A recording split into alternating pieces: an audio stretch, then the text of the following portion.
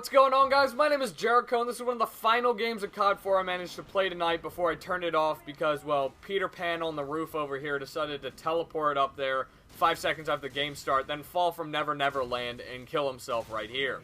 COD 4, you need to fix yourself. I'm going to cry if you ever die on me. I seriously will. I love you. But what you guys came here for is not, you know, to hear about COD 4. What you guys came here for is to hear about the unluckiest kid in the world.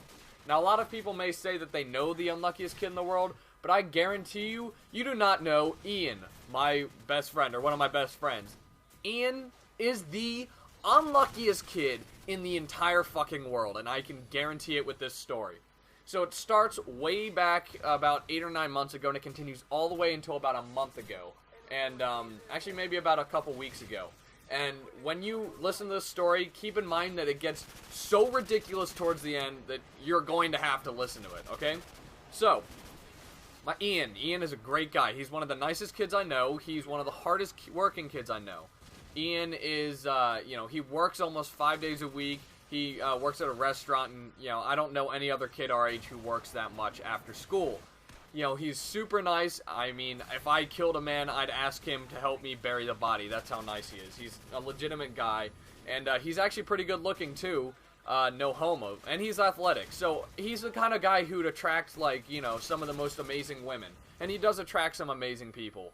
The unfortunate thing is that because of his job and how he helps his family around the house and stuff so much, he doesn't get really lucky with women. And the thing is, most women will stick around until they figure out that, you know, he's not going to make, like, he can't make it out that much, and then they just drop him for dead. So, Ian finally met this girl named Ari. Ari, as far as I knew, went to some public high school around the area, and she was pretty good looking from what he told me. They met through a mutual friend on Facebook, and, like, they started talking because they had some things in common, and one thing led to another. And so they started talking on, you know, using cell phones, texting and whatnot, and on Skype and stuff. So, you know, all this went on for a while, and Ian told me about 2 weeks into it, after texting her and IMing her and shit, that, you know, they had, like, they were getting along pretty well, and that she wanted to meet up. And so, he wanted me to go along with him to meet up with Ari, so it wouldn't be really awkward. And, you know, I'd take along Jackie, and he'd take along Ari, and we'd, you know, double date. So I was like, yeah, sure, I'll definitely do that. So he started looking for a time where he could take off work, and then she would be free and whatnot.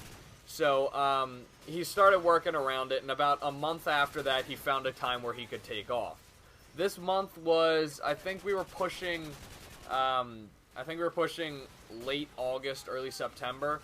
And school's just about starting, or getting ready to start, I don't know, somewhere in there. And so we decided to go to the movies. Now, the unfortunate thing, this is the first step of many. Usually at this point in time, if a girl for Ian has stuck around this long, it means they really like him. Unfortunately for them, usually it's about this time where they decided to shaft him and leave him standing at the movie theater. So that did happen one time. He asked the girl out. The girl was like, yeah, sure, definitely, meet me here. And then he went there, and the girl never showed up. And then apparently she had, like colon, I don't know, she had cancer or some shit. That was her excuse, and she was a bitch. Moving on to the real thing. So we get to the movie theater, and this girl doesn't show up. So we go to see the movie, and Ian's, like, you know, beside himself. He's really pissed off at her. I'm pissed off at her for making him wait and stuff. And she says that her grandmother died. Ironically enough, her grandmother did die. Her Facebook status update was like, you know, rest in peace, grandmother, blah, blah, blah, people wishing her best and stuff. So we didn't feel, we didn't feel that bad about it. So we kept on, you know, he kept on talking, he kept on telling me how much, like, they had in common and stuff. And, she felt really bad about it. About, like, not being able to be there, when we went out on a date. So she sent him nudes. She sent him some nice little tit pics and shit. And so he was like, oh, dude, like, this girl's so into me. I'm like, hell yeah, you're gonna get it, man. You're gonna get it in, get it wet, get your dick sucked, whatever. So, he's like, you know, he's really stoked now. It's about, I think it's maybe closer to early October. And, we're coming up on Halloween, and he might get Halloween off. Ian never gets holidays off, because holidays are really busy for his restaurant. So he might get Halloween off. So he starts trying to make plans with Aries, and she's like, yeah, I'm free Halloween. I'm like, hell yeah, I'm free Halloween, Ian. Like, whatever you need me to do, I'll wingman. So They get everything set up, and then his boss calls on Halloween, the night before Halloween. I don't know what it's called, All Hallows Eve or some shit. He calls him and says, you have to come into work. So Ian, being the hardworking guy, he cancels plans with Ares and stuff and goes to work. That is the biggest shaft I've ever heard a boss do. But it gets worse. Trust me, 400 times worse. So, we're moving into Christmas break. Ian does not have to work Christmas break. So you're like, okay, this could be good. Ian doesn't have to work Christmas break. Let's get something set up. He's talking to Ari every night now. Every day. Like, they're getting along super well. I've even talked to her a couple times. They're getting along smashingly, honestly. And, probably better than me and Jackie. And, so he's like, yeah, let's go meet up on the 22nd or whatever. And Aries is like, yeah, I have some big news I need to tell you really soon. But, you know, I'd like to do it in person. So on the 21st, I think he said, on the 21st, Ian, you know, is getting ready and stuff to meet up with this girl that he's been talking to for like 5 months now, and they have so much in common. She's pretty hot, I'm not gonna lie. And Aries tells him that she really, really wants him. Like, hardcore wants him. So Ian's like, oh, shit, yeah, like, dude, I could, seriously, dry spell over. So I look at the weather and stuff because they were talking about snow, and the weather said, like, 30% chance of scattered snow storms or whatever. Let me tell you something. I live in Baltimore. It can snow 0 inches in an entire year, and they may have called for 17 blizzards.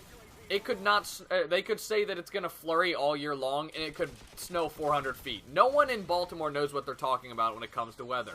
So it's kind of a guess. And when they say it's a chance of snow showers, really what they're saying is, fuck if I know. So, we wake up on the 22nd, and guess what the fuck is sitting outside?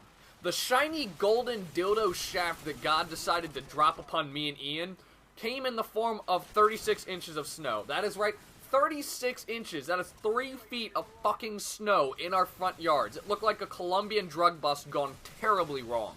In our front yard. So, Ian, admittedly pissed off, and me too. I'm like, oh my fucking God. Gets a call from Ari. He doesn't pick it up or whatever. So he gets a text, or he tries to call Ari. She doesn't pick him up, so he texts her and is like, I'm sorry, like, I don't know what to do, like, we can't hang out or whatever. You know what the big news is? The big news is that she's moving to boarding school because her grades aren't good. Her parents are sending her away to boarding school. Guess when that starts? The 31st of January. Or, December. Fuck it. Sorry, New Year's. The beginning of New Year's. Of the new year. So, you know what? Ian, not only has he been talking to this girl for 5 months, she's moving away! Alright? So he gets dropped, 36 inches of snow gets dropped on him when he's about to get it wet. He's about to get fucked. And 36 inches of snow get dropped on him. So you might be thinking, wow, this kid is incredibly unlucky. I shit you not, it gets worse. Ian calls me on the phone about a month ago, and he goes, dude, I just got the craziest phone call in my entire life. I need to come meet you up somewhere. So I go over to his work, and we sit down. He sits down, and he shows me his call history, right? And he says, see this number? I'm like, yeah. And he goes, guess whose number that is? I'm like, I don't fucking know.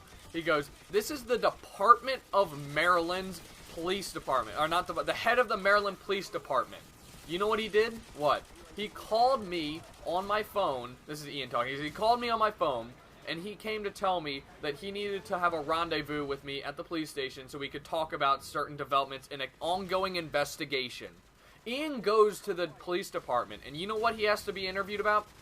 A sex offender. And you want to know what this sex offender has been convicted of?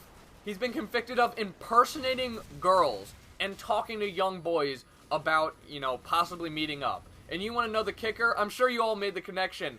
Ian has been a suspect. You know why? Because this man has saved every single text he has ever sent to Ian under the imposed name of Ari, the girl.